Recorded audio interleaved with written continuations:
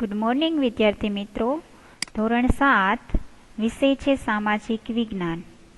શ્રી કન્યા પ્રાથમિક વિદ્યાલયમાં આપ સૌનું હાર્દિક સ્વાગત છે. પાઠની શરૂઆત કરીએ. પાઠ છે 11, વાતાવરણની સજીવો ઉપર અસર. કે વાતાવરણની સજીવો ઉપર શું અસર થાય છે તે વિષયક. તો પાઠની શરૂઆત કરીએ. વાતાવરણનું નિર્માણ કઈ રીતે થયું? પૃથ્વી સૂર્યમાંથી છૂટી પડી છે. આપણે ખબર છે કે શરૂઆતમાં સૂર્ય કેવો હતો? અગનગોળા સ્વરૂપે હતો. અગનગોળા એટલે કે આખો સૂર્ય કેવો હતો? ધગધગતો અગ્નિગોળો હતો. તો પૃથ્વી તેમાંથી છૂટી પડી છે અને જે એ અગ્નિગોળો જ્યારે સાવ ઠરી ગયો એટલે કે ત્યારે કેવો ઠંડો પડી ગયો હતો. તો ત્યારે ઠંડો પડ્યો ત્યારે તેમાં 4 આવરણ, એક તો ઘનાવરણ, વાતાવરણ અને પ્રવાહી વાયુ સ્વરૂપે અને જળ સ્વરૂપે તે નિર્માણ પામ્યું. એટલે વાતાવરણનું નિર્માણ થયું કહેવાય અને પૃથ્વી સૂર્યમાંથી છૂટી પડી તેવું મનાય છે. જ્યારે તેનો ઉદ્ભવ થયો ત્યારે તે કેવી હતી? અગનગોળા રૂપમાં હતી. એટલે કે અગ્નિનો ધગધગતો ગોળો હતો. આ ગરમ ગોળો ધીમે ધીમે જ્યારે ઠંડો પડવા લાગ્યો અને ઠંડો પડતા તેમાં રહેલા તત્વો જે કેવા પ્રવાહી, ઘન, વાયુ સ્વરૂપમાં રૂપાંતર પામવા લાગ્યા. પ્રવાહી એટલે કે પાણી સ્વરૂપમાં, ઘન એટલે કે પથ્થર પર્વત સ્વરૂપમાં અને વાયુ એટલે કે આપણે જોઈએ છીએ કે વાતાવરણમાં વાયુ પણ રહેલા છે.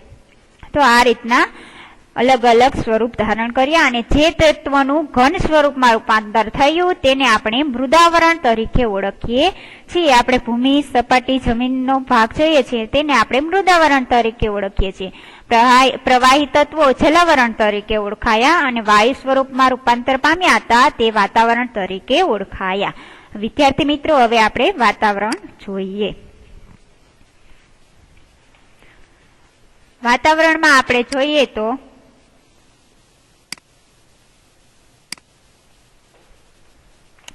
પૃથ્વીની સપાટી ઉપર, ત્યારબાદ આપણે વાતાવરણ જોઈએ. વાતાવરણ છે એ પૃથ્વીની ચારે બાજુ વીંટળાઈને આવેલા હવાના આવરણને આપણે શું કહીએ છીએ? વાતાવરણ તરીકે ઓળખીએ છીએ. પૃથ્વી સપાટીથી તે કેટલું સેંકડો કિલોમીટરથી ઊંચાઈ સુધી વિસ્તરેલું છે. કે પૃથ્વી સપાટી હોય તો પૃથ્વી સપાટીથી તે સેંકડો કિલોમીટર સુધી ઊંચાઈ ઉપર આવેલું છે, વિસ્તરેલું છે. એની ઉપરની સીમા કેટલી ઊંચાઈએ આવેલ છે તે સ્પષ્ટ કહેવું ખૂબ જ મુશ્કેલ છે. તેમ છતાં પૃથ્વીના ગુરુત્વાકર્ષણ બળ છે એની અસરને અવકાશમાં જ્યાં સુધી રહેલી હોય ત્યાં સુધી વાતાવરણ પૂરું થયેલું માનવામાં આવે છે. કે ગુરુત્વાકર્ષણ બળની ઊંચાઈ, એની અસર, ઊંચાઈ જ્યાં સુધી પહોંચતી હોય એની અસર ત્યાં સુધી ઊંચાઈએ વાતાવરણ છવાયેલું છે એવું માનવામાં આવે છે. પૃથ્વી સપાટીથી 32 કિલોમીટરની ઊંચાઈ સુધીના વાતાવરણના પળમાં 99% જેટલી હવા સમાયેલી છે. કેટલી? 99% જેટલી હવા સમાયેલી છે. તેમાં પૃથ્વી સપાટીથી જે 32 કિલોમીટરની ઊંચાઈ સુધીની પૃથ્વી સપાટી છે, એ પૃથ્વી સપાટી જેમ જેમ ઊંચે જઈએ તેમ તેમ હવા કેવી બનતી જાય છે? પાતળી બનતી જાય છે. તો આ વાતાવરણ છે. ત્યારબાદ આપણે હવે જોઈશું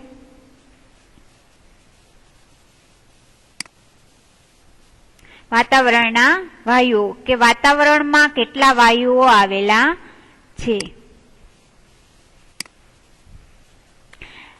વાતાવરણ વિના પૃથ્વી પરની જીવસૃષ્ટિ એનું અસ્તિત્વ ટકી રહેવું અશક્ય છે. કે વાતાવરણમાં વાયુ ન હોય અને વાતાવરણ વિના પૃથ્વી પણ ટકી શકતી નથી. એ જીવસૃષ્ટિ અશક્ય છે એનું જીવવું. વાતાવરણ વાયુ, પ્રવાહી અને ઘન તત્વોનું બનેલું છે. વાતાવરણ છે એ 3 તત્વોનું બનેલું છે. તેમાં રહેલા જે ઓક્સિજન અને નાઇટ્રોજન વાયુઓ છે, જે વાયુઓ જીવસૃષ્ટિ માટે કેવા છે?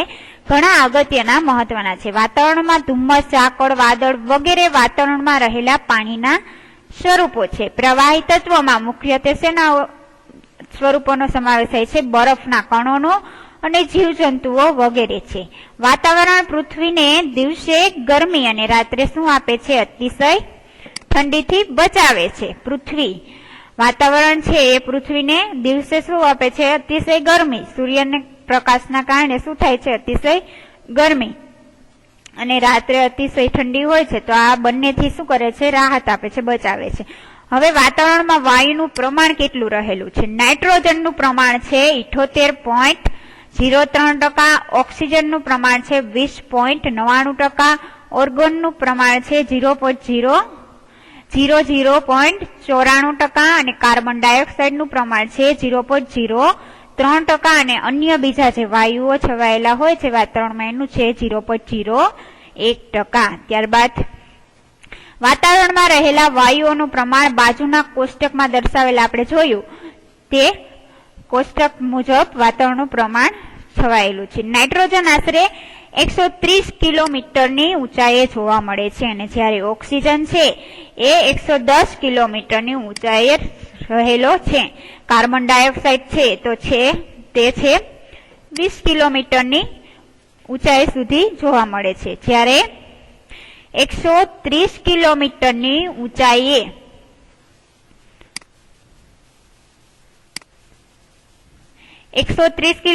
ઊંચાઈએ પછીના જે વાતાવરણમાં હાઇડ્રોજન અને હિલિયમ આ બે વાયુનું પ્રમાણ કેવું છે? વધુ છે. 130 કિલોમીટર પછીની સપાટી આવે ત્યારે હાઇડ્રોજન અને હિલિયમનું પ્રમાણ વધુ આવે. જ્યારે નાઇટ્રોજન કેટલી સપાટીએ? 130 કિલોમીટરની સપાટીએ જોવા મળે છે. ત્યારબાદ આપણે જોઈએ વિદ્યાર્થી મિત્રો વાતાવરણની સ્તર રચના.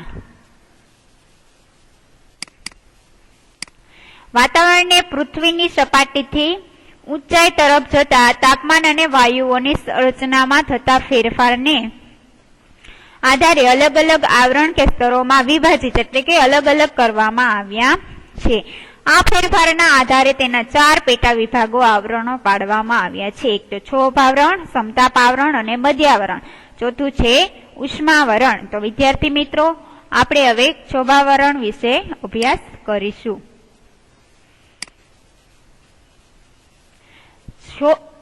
ક્ષોભાવરણ છે પૃથ્વીને વીંટળાઈને આવેલા વાતાવરણના પ્રથમ આવરણને ક્ષોભાવરણ કહે છે.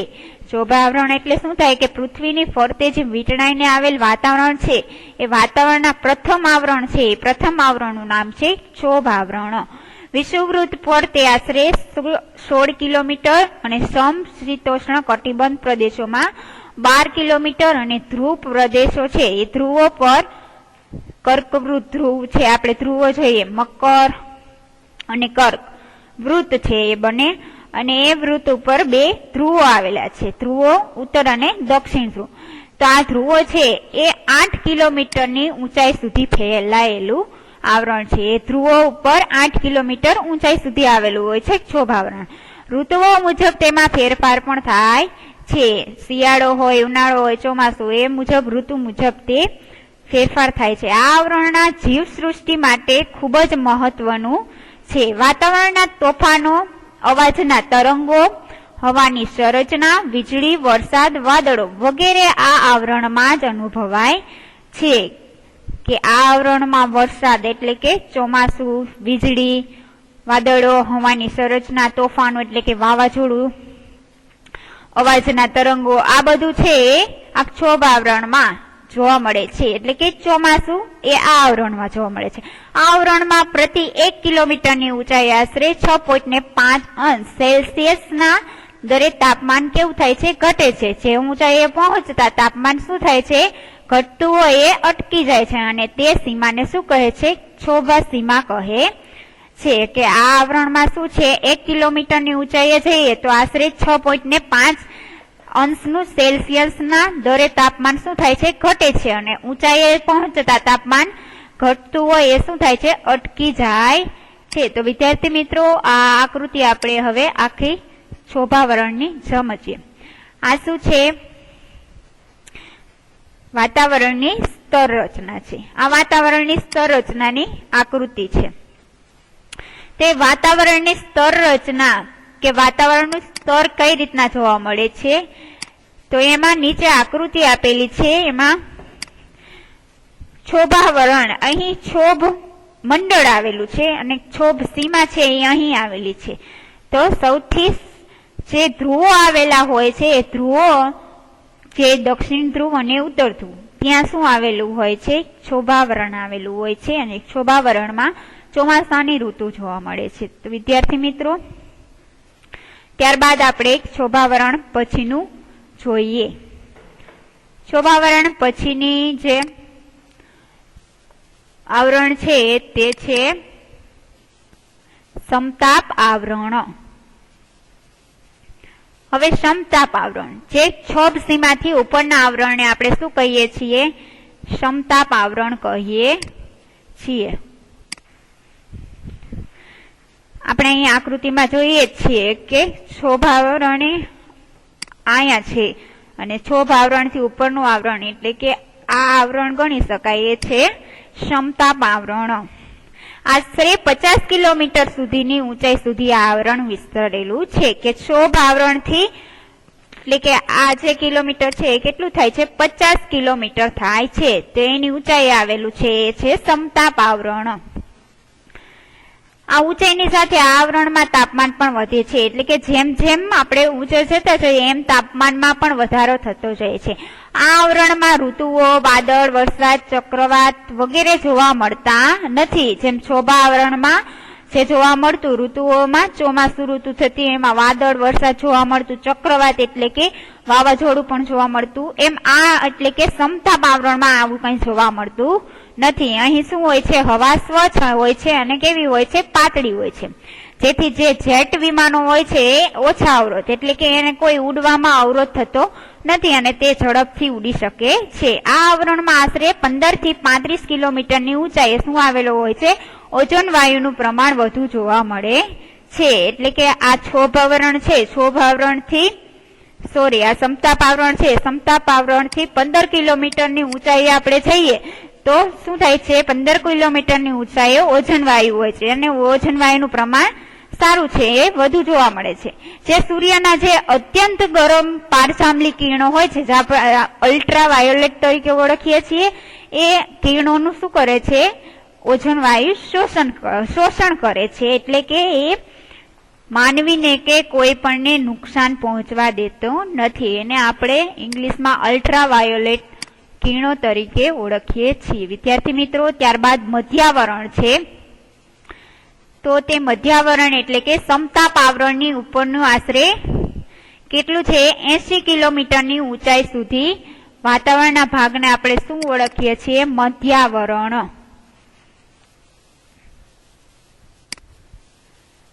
જોઈએ સમતાપ આવરણની કેટલા કિલોમીટર કીધું છે? સમતાપ આવરણની આશરે 80 કિલોમીટર ઊંચાઈ. સમતાપ આવરણ ક્યાં આવેલું છે? શોભા આવરણની ઉપર 50 કિલોમીટર ઉપર. અને જ્યારે સમતાપ આવરણની ઉપર આવેલું છે મધ્યાવરણ, એ કેટલા કિલોમીટર ઊંચાઈ આવેલું છે મધ્યાવરણ?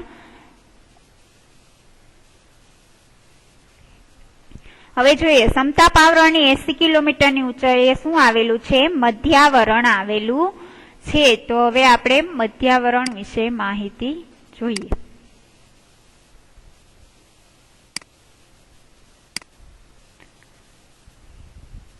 સમતાપ આવરણની ઉપર આશરે 80 કિલોમીટરની ઊંચાઈએ વાતાવરણના ભાગને આપણે મધ્યાવરણ તરીકે ઓળખીએ છીએ. અને તેમાં ઊંચાઈ પર જતા શું થાય છે? મધ્યાવરણમાં તાપમાન ઘટતું જાય છે. જેમ જેમ ઉપર જઈએ એમ શું થાય છે? તાપમાનમાં ઘટાડો થાય છે. ત્યારબાદ ચોથું છે ઉષ્માવરણ. મધ્યાવરણની ઉપરનું આ આવરણ આવેલું છે, જેમાં 80 કિલોમીટરથી શરૂ કરી જ્યાં જ્યાં વાતાવરણ પૂરું થાય ત્યાં સુધી આ ઉષ્માવરણ વિસ્તરેલું છે. કે છોભ આવરણ છે. છોભ આવરણ પછી સમતાપ આવરણ 50 કિલોમીટરની ઊંચાઈએ, સમતાપ આવરણ પછી એની 80 કિલોમીટરની ઊંચાઈએ મધ્યાવરણ આવેલું છે. પણ આ મધ્યાવરણની ઉપર જે આવરણ આવેલું છે એ છે ઉષ્માવરણ. અને 80 કિલોમીટરથી શરૂ કરી એટલે કે 80 કિલોમીટર કોનું છે? મધ્યાવરણનું છે. એટલે ત્યાંથી શરૂ કરીને જ્યાં સુધી વાતાવરણ પૂરું થાય ત્યાં સુધી જે વિસ્તરેલું છે એ વાતાવરણ છે ઉષ્માવરણ. અને ત્યાં હવા કેવી હોય છે? અતિશય પાતળી હોય છે. જેમ જેમ ઊંચે જાય એમ હવા કેવી થઈ જાય છે? પાતળી થતી જાય છે. જેમ જેમ ઊંચાઈએ જઈએ તેમ તેમ તાપમાનનું પ્રમાણ કેવું થાય છે? હવા પાતળી હોય તો તાપમાન કેવું મળે છે? ઊંચું તાપમાન વધતું જાય છે. અને આ આવરણને પણ બે પેટા વિભાગમાં વહેંચવામાં આવ્યું છે. ઉષ્માવરણને પણ બે વિભાગમાં વહેંચવામાં આવ્યું છે. એક છે આયનાવરણ અને બીજું છે બાહ્યાવરણ. આયનાવરણમાંથી આપણે શું મળે છે? રેડિયોના તરંગનું પરાવર્તન થાય છે. અને ટીવી, રેડિયો પ્રસારણ, ઇન્ટરનેટનો લાભ આ આવરણને જ આભારી છે. કોને? ઉષ્માવરણને. જે આપણે ટીવી, દૂરદર્શન, રેડિયો સાંભળીએ છીએ, જે તરંગો પરાવર્તન પામીને જે આ રેડિયો પ્રસારણ અને ઇન્ટરનેટ ચાલુ થાય છે, તો એ બધું છે એ ઉષ્માવરણને આભારી ગણી શકાય. આયનાવરણની ઉપરના આવરણને આપણે શું કહીએ છીએ? બાહ્યાવરણ કહીએ છીએ. તો વિદ્યાર્થી મિત્રો, આપણે જરા આકૃતિમાં જોઈએ કે ક્યાં આયનાવરણ આવેલું છે અને ક્યાં બાહ્યાવરણ આવેલું છે. આપણે સૌથી છેલ્લે શોભાવરણ જોયું. શોભાવરણથી ઉપર 50 કિલોમીટર જાય તો કયું આવરણ આવે છે?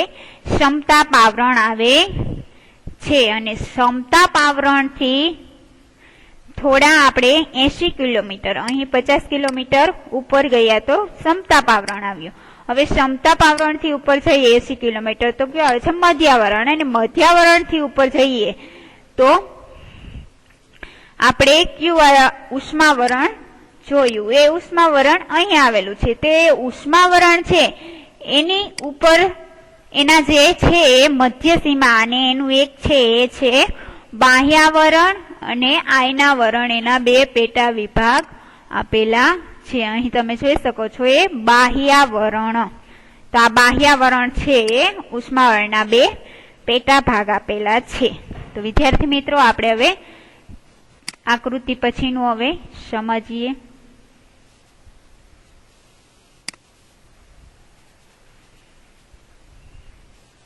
હવે ઉષ્માવરણ જોયું. હવે ઉષ્માવરણ પછી આપણે જોઈશું હવામાન.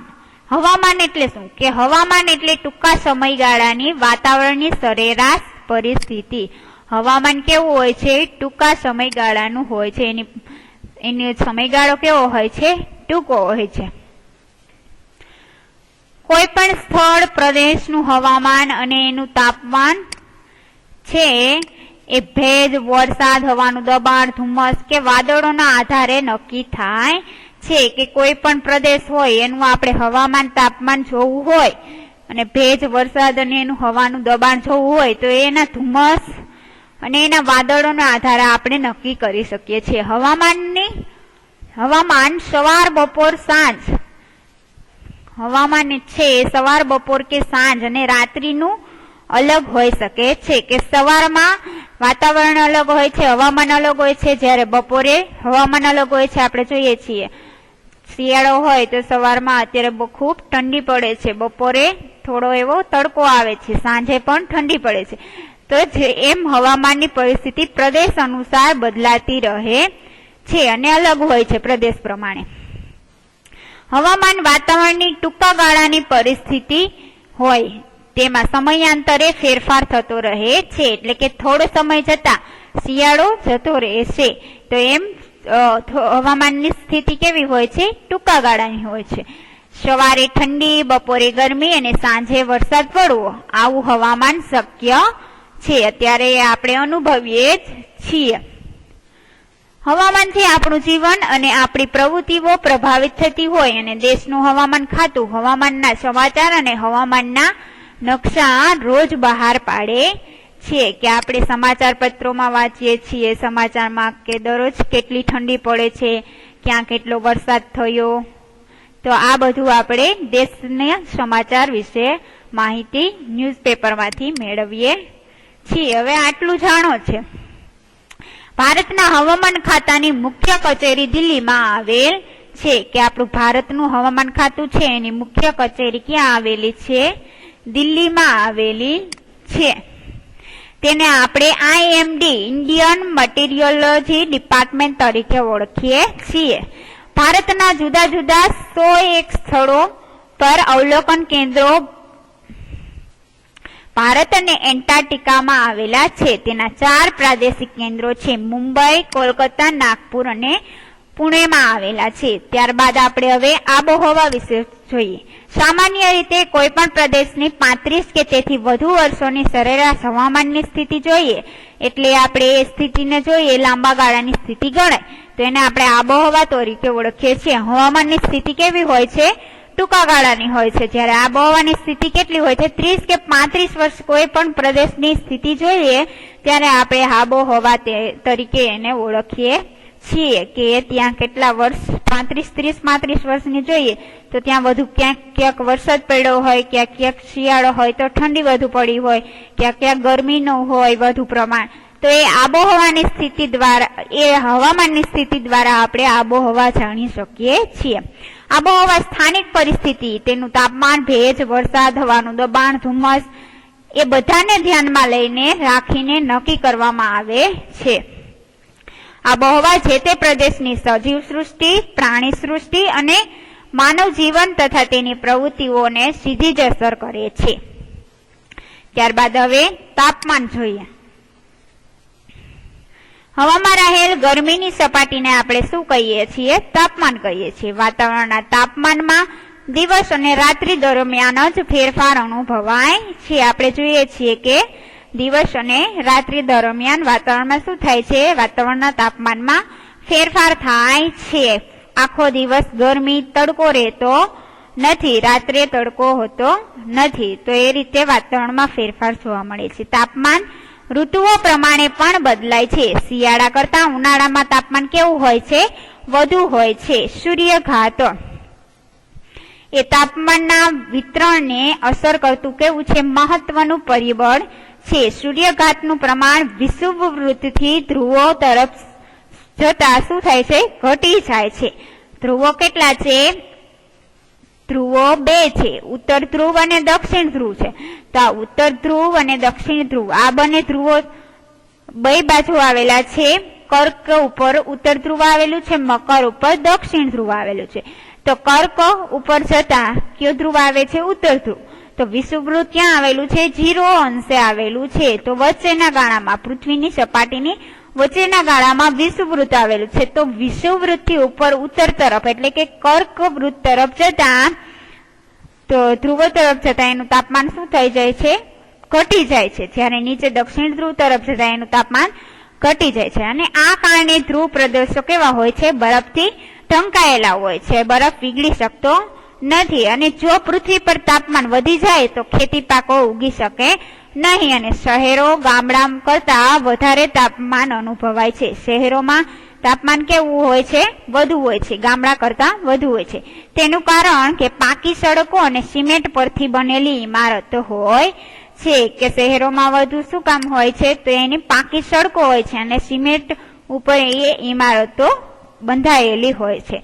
હવે ત્યારબાદ આપણે વાતાવરણનું દબાણ જોઈએ. પૃથ્વીની આસપાસ હવાના સ્તરને વજન હોય છે. હવાના વિશાળ સ્તર તેના વજન પ્રમાણે પૃથ્વી સપાટી પર દબાણ કરે છે. કે વાતાવરણનું દબાણ કઈ રીતે જોવા મળે છે? પૃથ્વીની આસપાસ જે હવા રહેલી છે એ હવાના સ્તરને હવાનું સ્તર કેવું હોય છે? વજન વાળું હોય છે. અને હવાના વિશાળ સ્તર તેના વજન પ્રમાણે પૃથ્વી સપાટી ઉપર શું કરે છે? દબાણ કરે છે. તેને વાતાવરણનું દબાણ તરીકે આપણે ઓળખીએ છીએ. સમુદ્ર સપાટી પર વાતાવરણનું દબાણ કેવું હોય છે? સૌથી વધારે હોય છે. પૃથ્વી સપાટીથી ઊંચાઈ તરફ જતા વાતાવરણમાં દબાણ ઘટે છે. વધારે તાપમાન વાળા પ્રદેશમાં વાયુ ગરમ થઈને શું થાય છે? ઉપર તરફ ગતિ કરે છે અને હલકું દબાણ રચાય છે. હલકું દબાણ વાદળછાયા અને ભેજયુક્ત ઋતુ હોય તેની સાથે જોડાયેલું હોય છે. અને ઓછા તાપમાન વાળા પ્રદેશમાં વાતાવરણ કેવું હોય છે?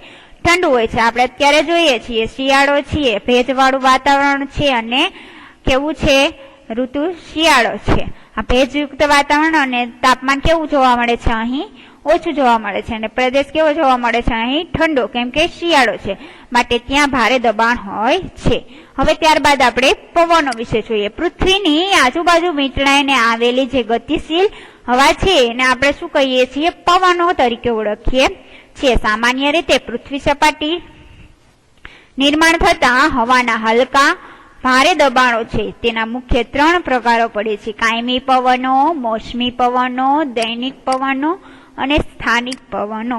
પવનોનો ચાર્ટ જોઈએ આપણે. એના પણ પ્રકારો પડે છે. પવનો કાયમી પવનો છે એને આપણે 3 ભાગમાં વહેંચ્યા છે: વ્યાપારી, પશ્ચિમીય અને ધ્રુવીય પવનો. ત્યારબાદ મોસમી પવનો છે તેને ઉનાળામાં મોસમી પવનો અને શિયાળાના મોસમી પવનો તરીકે ઓળખીએ. ત્યારબાદ દૈનિક અને સ્થાનિક પવનો છે એમાં દરિયાઈ અને જમીનના લહેરો અને પર્વત અને ખીણોની લહેરો. ત્યારબાદ આપણે જોઈએ